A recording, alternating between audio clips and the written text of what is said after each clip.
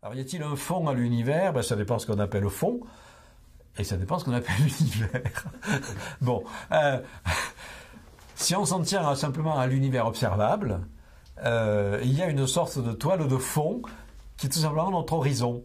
C'est comme si vous voulez le navigateur, la vue est limitée et on peut dire que son horizon, le cercle d'horizon, c'est une sorte de fond qui limite la vue de son tableau. Voilà. Ben nous, on est des navigateurs dans l'espace-temps. L'espace-temps, il est courbé, donc on ne peut pas voir au-delà d'une certaine distance, qu'on appelle l'horizon cosmologique.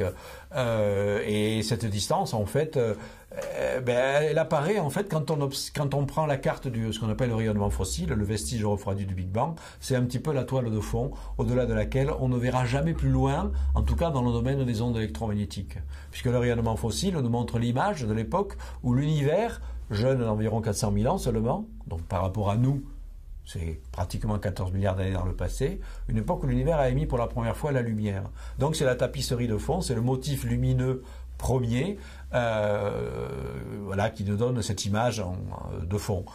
Cela dit, si on développe un jour l'astronomie des neutrinos, qui est effectivement encore le développement, et même l'astronomie des ondes gravitationnelles, la toile de fond sera reculée, parce qu'on sait que le fond de neutrinos a été émis plus tôt dans l'histoire de l'univers. Il n'a pas été émis au bout de 400 000 ans, mais seulement au bout de quelques secondes.